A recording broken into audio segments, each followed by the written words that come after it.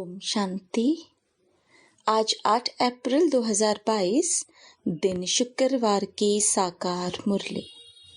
आइए अब सुनते हैं मीठे बाप दादा के मधुर महावाक्यों को। मीठे बच्चे, अपनी अवस्था अच्छी बनानी है तो सवेरे सवेरे उठ एकांत में बैठ विचार करो कि हम आत्मा हैं। हमें अब वापस जाना है। यह नाटक पूरा हुआ। प्रश्न: पूरा बलि चढ़ने का अर्थ क्या है? पूरा बलि चढ़ना माना बुद्धि का योग एक तरफ रहे, बच्चे आदि कोई देहधारी याद ना आए, देह का भान टूट जाए। ऐसा जो पूरा बलि चढ़ते हैं उन्हें 21 जन्मों का वर्षा बाप से मिलता है। जो 1-2 के नाम रूप में लट्टू होते हैं वह बाप का और अपना नाम बदनाम करते हैं।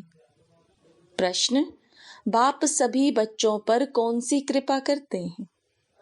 उत्तर: कौड़ी से हीरे जैसा बनाने की कृपा बाप करते हैं।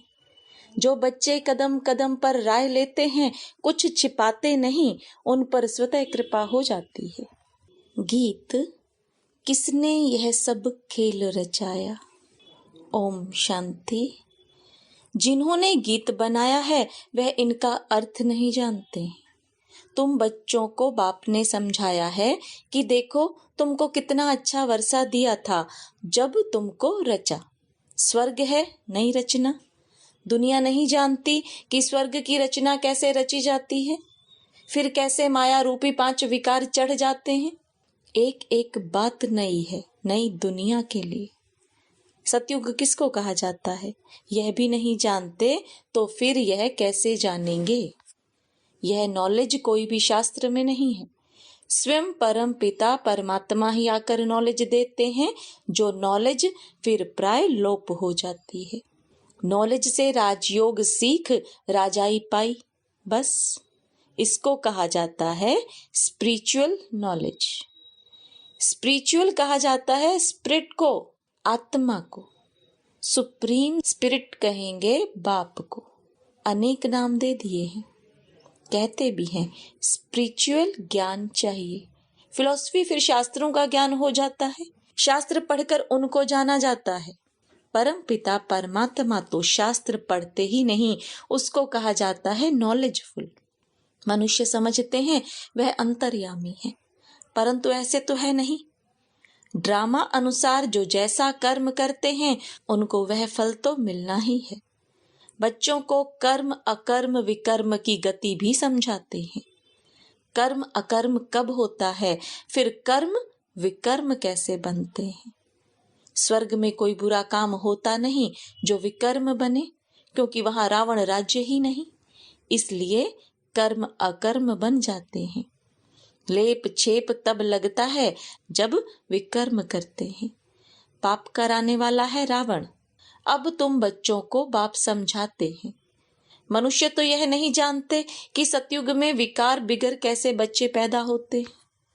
बहुत लोग कहते हैं विकार होते जरूर है, परंतु इतने नहीं। जैसे यहाँ भी सन्यासी गुरु लोग समझाते हैं वर्ष में व मास में 1 बार विकार में जाओ, परंतु बाप तो फट से कहते हैं बच्चे काम महाशत्रु है, उन पर पूरी जीत पानी है।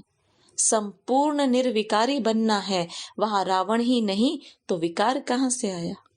सिख लोग भी गाते हैं मूत पलीती कपड़ धोए, तो सब मूत पलीती हैं। यह किसी की निंदा नहीं करते हैं। जो जैसा होगा उनको ऐसा जरूर कहेंगे। चोर को चोर कहेंगे। ग्रंथ में भी बहुत समझाने लिखी हुई है। गुरु नानक ने परम पिता परमात्मा की महिमा की है। कहते हैं जप साहेब सुख मनी। बाप कहते हैं मुझे याद करो। जिसको आधा कल्प याद किया वह चीज अगर मिल जाए तो कितनी खुशी होनी चाहिए, परंतु खुशी भी उनको होती है जो घड़ी घड़ी अपने को आत्मा समझते हैं। आत्मा समझने से बाप के साथ लव रहेगा। आत्मा को इस समय पता ही नहीं है कि हमारा बाप कौन है। बाप का बन बाप के ऑक्यूपेशन को ना जाना तो उनको बुद्धू कहेंगे। प्रहलाद की कथा सुनाते हैं, बदला लेने के लिए थंब से निकला, परंतु परमात्मा है कहाँ? एड्रेस का पता भी नहीं। अभी तुम बच्चे जानते हो, तुम हो ब्रह्मा कुमार कुमारियां। प्रजापिता ब्रह्मा का भी नाम बाला है। स्त्री तो है नहीं जो उनसे बच्चे पैदा करे, जरूर मुख वंशावली होंगे।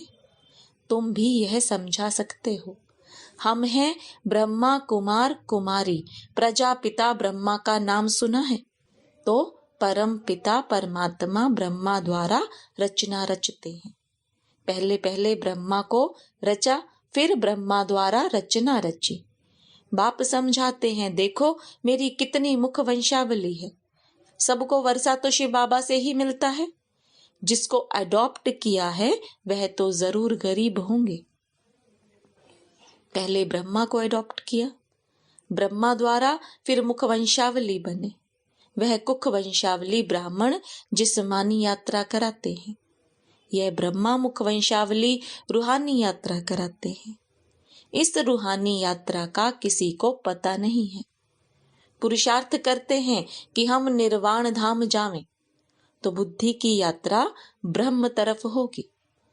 वह ब्रह्म की यात्रा हो गई। समझते हैं हम ब्रह्म में लीन हो गए, तो फिर जिस्मानी यात्रा करने की दरकार क्या है? यात्रा है भी निर्वाण धाम की। उनको फिर ज्योति ज्योत समाया या बुदबुदा, बुदबुदे से मिल गया, ऐसे नहीं कहेंगे। यह आत्मा यात्रा करती है, ब्रह्म तत्व में जाती है। यह है रूहानी यात्रा। बाकी सब है जिस्मानी यात्रा। उन्हों को तो मालूम ही नहीं है कि निर्वाण धाम कौन ले जा सकता है। अभी बेहद का बाप कहते हैं, मैं ही सबको ले जाता हूँ। सर्व का पंडा बाप ही बनते हैं। सतयुग में बहुत थोड़े मनुष्य हैं, बाकी सब आत्माएं वापिस जरूर जाती हैं। राइटियस बात बाप ही बताते हैं। अब तुम हो सच्ची सच्ची यात्रा पर। हम आत्मा हैं। नाटक पूरा होता है, वापिस जाना है। यह पक्का हो जाना चाहिए।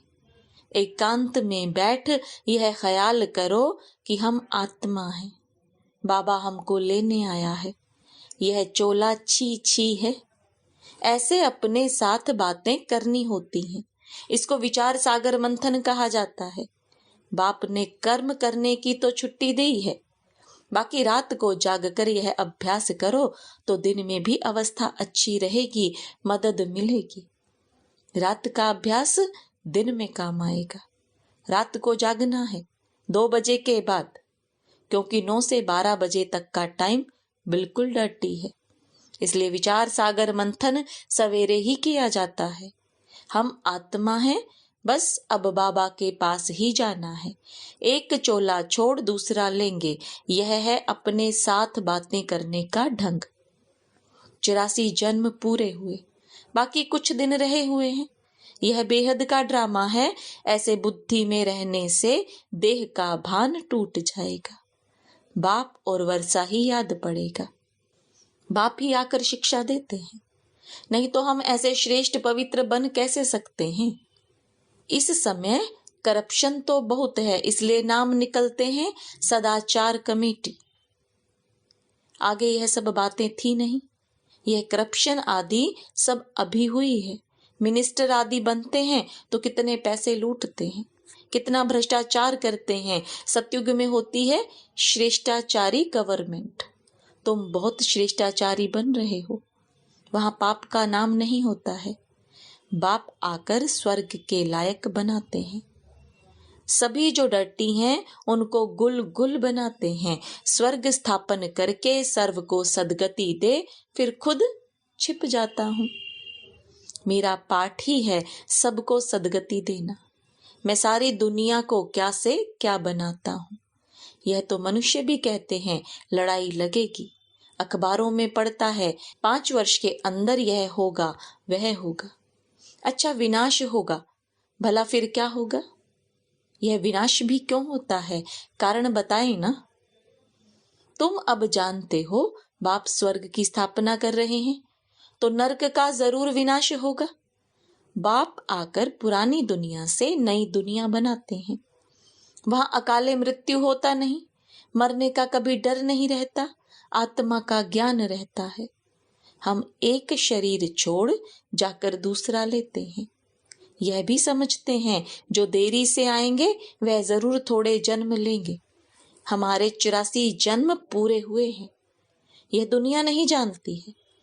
तुम आत्माओं को परम पिता परमात्मा बैठ समझाते हैं। प्रजापिता के बच्चे तो आपस में भाई बहन ठहरे तो कोई भी विकर्म कर नहीं सकते। यूं कहते भी हैं हिंदू चीनी भाई भाई, फिर विकार में कैसे जाएंगे? कहना तो सहज है परंतु अर्थ नहीं समझते। भाई भाई का अर्थ आत्मा पर चला जाता है। भाई बहन के संबंध में विकार की दृष्टि ठहर न सके। लौकिक संबंध में भी नजदीक संबंधी से अगर शादी करते हैं तो हाहाकार हो जाता है। बाप समझाते हैं तुम सब देवी देवता सो श्रेष्ठाचारी थे, फिर भ्रष्टाचारी बन गए हो, अब फिर श्रेष्ठाचारी बन रहे हो। हम 100 श्रेष्ठाचारी 16 कला थे, फिर 14 कला में आए, फिर भ्रष्टाचारी बनते बनते अब और ही तमो प्रधान भ्रष्टाचारी बन पड़े हैं। इस गोले के चित्र में भी क्लियर लिखा हुआ है। वर्ण का रूप भी बनाते हैं परंतु उसमें चोटी ब्राह्मण नहीं बताते। न शिव बाबा न ब्राह्मण ही दिखाते हैं, बाकी देवता क्षत्रिय वैश्य शूद्र दिखाते हैं। तुम अब जान गए हो कि हम बाजोली खेलते हैं। अभी हम ब्राह्मण सो फिर देवी देवता बनेंगे, इसलिए दैवी गुण धारण करने हैं। अभी वापिस जाना है, फिर हमारे लिए सारी दुनिया स्वर्ग हो जाएगी, धरती को पानी मिल जाएगा। ऐसे ऐसे रात को अच्छी रीति विचार सागर मंथन करो तो दिन में बहुत मदद मिलेगी। अभी हम जाते हैं स्वीट फादर के पास, जिसके लिए हमने दर दर धक्के खाए हैं, रास्ता कहाँ से भी नहीं मिला है। अभी तुम पुरुषार्थ कर रहे हो वर्षा पाने का, परंतु माया भी बड़ी प्रबल है, बहुत धोखा देती है। झट कान से नाक से पकड़ लेती है, भ्रष्टाचारी बन पड़ते हैं। काम का नशा आ जाता है, किसी के नाम रूप के पीछे लट्टू हो जाते हैं, जैसे आशिक माशूक। बहुत धोखा खाते हैं। लोभी भी एकदम नाम बदनाम कर देते हैं।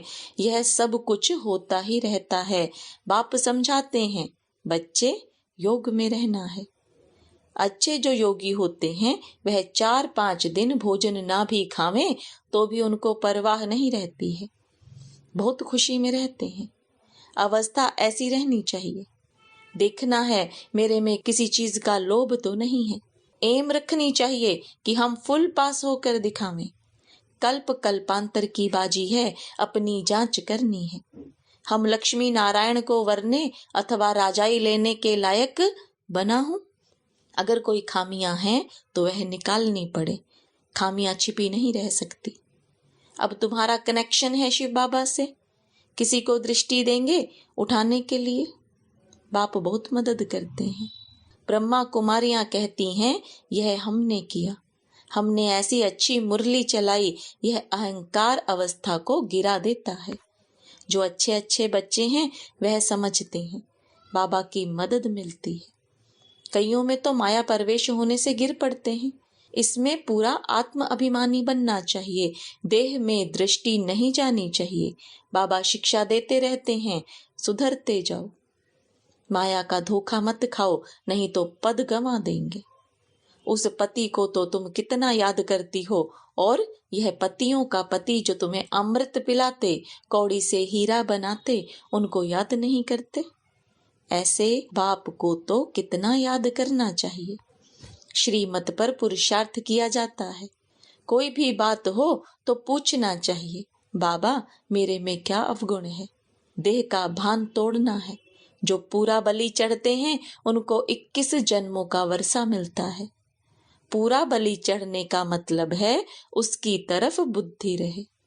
यह बच्चे आदि जो भी कुछ हैं उनसे भी बुद्धि हट जानी चाहिए। बाबा कहते हैं उसके बदले में तुमको वहां सब कुछ नया मिलेगा। कहते हैं भगवान की कृपा से बच्चा मिला। अब भगवान खुद कहते हैं वह कृपा तो अल्पकाल की है, अब तो तुम्हारे पर बहुत कृपा करेंगे, तुमको कौड़ी से हीरे जैसा बना देंगे। ग्रस्त व्यवहार में रहते यह सब कुछ बाप को समझो। कदम कदम पर राय लेते रहो, बाप ही राय देंगे। कोई उल्टा काम नहीं करने देंगे, विकारी को नहीं देने देंगे। अविनाशी सर्जन से कुछ भी छिपाना नहीं, कदम कदम पर पूछना है। बहुत बच्चे पूछते भी हैं, लिखते भी हैं, बाबा यह विकार सताते हैं, कोई तो काला मुंह करके भी बताते नहीं। छिपाते रहेंगे तो और ही काले होते जाएंगे। अच्छा, मीठे मीठे सिकिलदे बच्चों प्रति माता पिता बाप दादा का याद प्यार और गुड मॉर्निंग। रूहानी बाप की रूहानी बच्चों को नमस्ते। रूहानी बच्चों की रूहानी बाप दादा को याद प्यार, गुड मॉर्निंग और नमस्ते। धारणा के लिए मुख्य सार। फुल पास होने के लिए जो भी खामियां हैं, विकारों का अंश है, उसे समाप्त कर देना है। किसी भी बात का अहंकार नहीं रखना है। दृष्टि बहुत पवित्र शुद्ध बनानी है। कभी भी किसी देहधारी के पीछे लटकना नहीं, पूरा आत्म अभिमानी बनना है।